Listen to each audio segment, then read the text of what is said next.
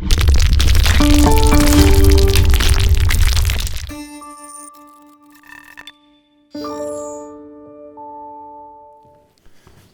thank you. Thanks for having me.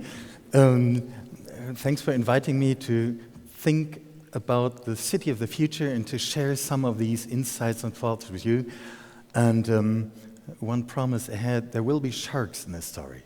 I think that we should have more animals in our stories. So I work as a future scientist. And of course, as a future scientist, when I think about the city of the future, this will be a connected city. Of course, you know all these pictures. You have connected street lights, and you have connected traffic lights, and you have even connected dust bins. And if it's full, there's a red light in the city administration hall, and then people come and empty it again. Let's step back a moment and think about where we're coming from. For centuries, cities were an attractive place to be, an attractive place to live, because cities allowed one thing. They allowed people to own their houses, their businesses, their equipment. And nowadays we see this changing. The city of today and the city of the future even more is an attractive place to be because it allows not to own.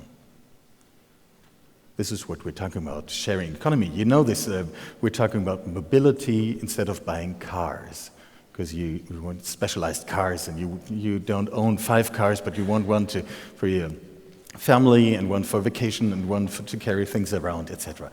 We're talking about meals instead of having piles of produce and groceries in a kitchen. And of course, we're talking about public services becoming individual, and even more so, not only individual, but these public services being able to adapt to your personal needs, to your situation. And this is what we call an adaptive city. That's even more than just connected, more attractive, because it fulfills your ever-changing needs and is able to follow you. And if you're lucky and you live in a decently modern city, you will be able to predict your needs and to react beforehand. Why do we think this is a trend which is going to be stable and things will really happen? There's at least 3 drivers. There's, of course, people wanting to, getting used to these kind of services and demanding those services. There's the industry. There's a huge industry offering smart city services, and they make sure that people think that there's a demand in the city administration. And at least in Europe, in Central Europe, there's a third thing, the demographic factor.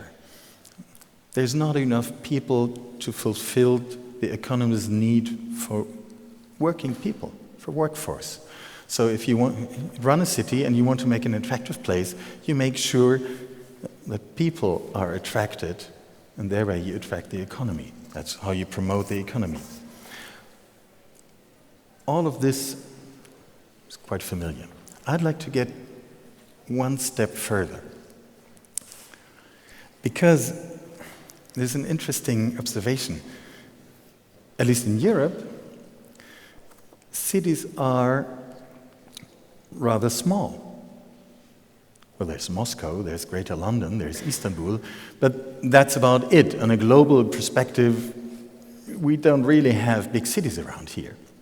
In Germany, not even 10% of the people live in a city with more than 1 million citizens. That's not quite a lot.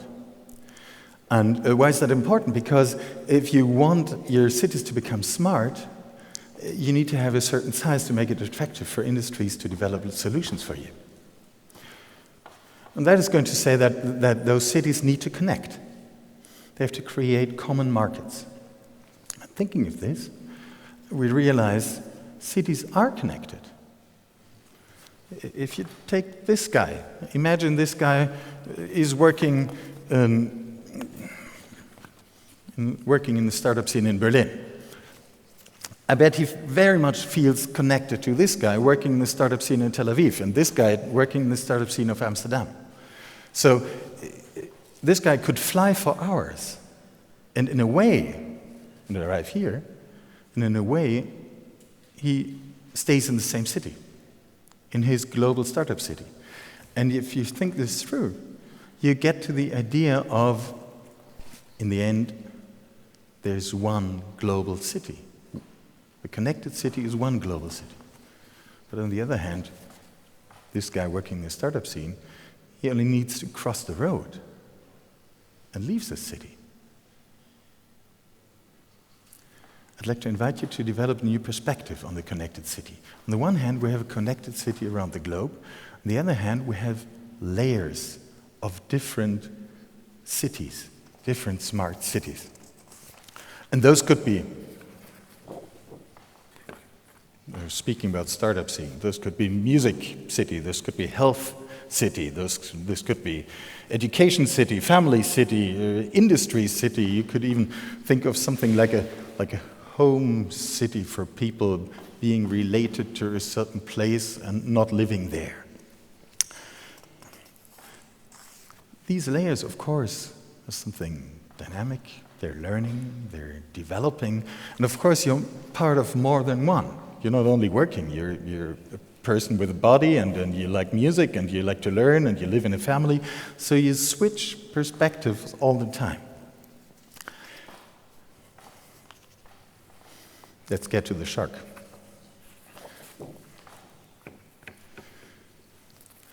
I'd like to give you an example to think this through.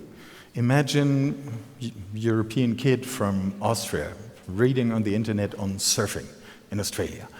And surfers in Australia get bitten by sharks, and this way he gets interested into sharks, and he discovers a program in a school in Miami offering information on sharks, and he becomes part of the project team and develops a campaign to provide information on how sharks evolved and through evolution, and how to protect them.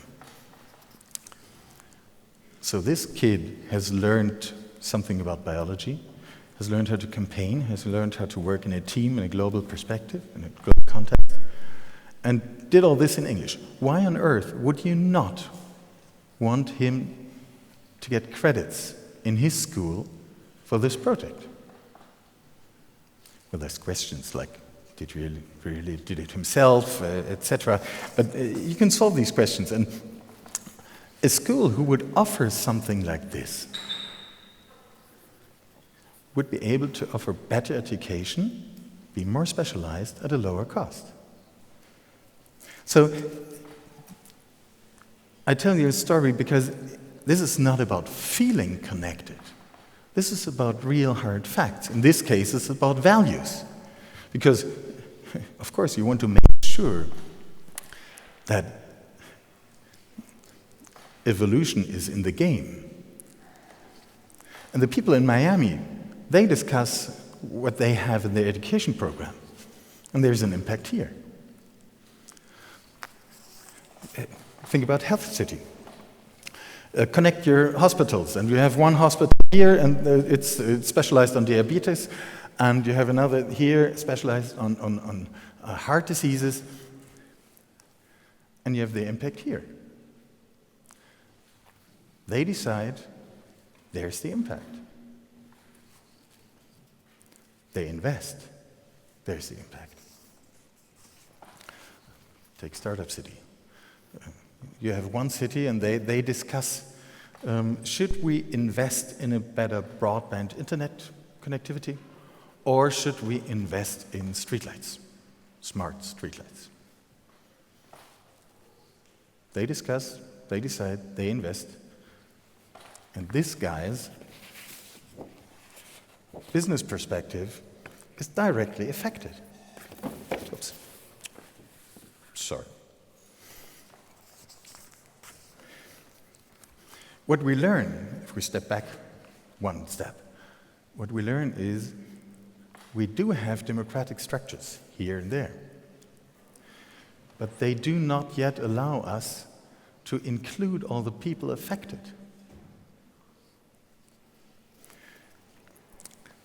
Although we would get better results by including them, we'd get better democratic processes, better discussions, better results. So, this way, we argue The idea of a connected city leads to the idea that you're a citizen of more than one city, and that we have to provide participation. And this, of course, is what we mean speaking of digital citizenship. And, of course, meaning real digital citizenship and real participation. This is not something like we like to talk about it. We ask the people in the world what they think we do. No. We need processes to decide on things. This raises questions, of course. Which systems should we use to do this? What about safety? Safety of data. What about fraud? Do we really want people to wander around the world like a caravan and buy and sell their votes? No, we don't. And we have complex questions between the startup world, the health world, etc. You can spend your euro only once. But in the end, it's one basic question. How can you become a citizen of a smart digital city?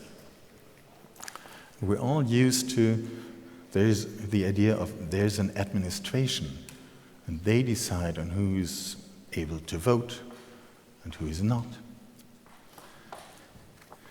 And if you think the idea of the smart city through, you will find that we have to turn this upside down, or downside up, depends on your perspective.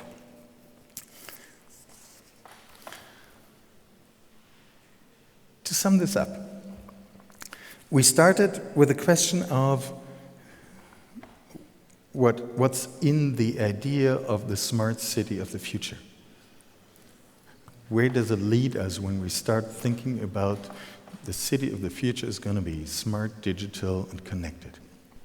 And we saw that a smart city of the future will offer adaptive individual services. And we saw this leads to a connected global city where you cannot really tell just by geographical components whether you're in one city or another, but you rather have different layers. And this, again, leads to the idea of a digital citizenship. In the next, say, 10 years, will every city adopt this as a plan? Probably not. Of course not. But will we see some cities adopting this? I would argue yes. Because by adopting this, they will be able to offer their people a better life, their businesses better profits, better connections, better services. And this is the idea I wanted to share. In this sense, the city of the future will be the global enabler. Thank you.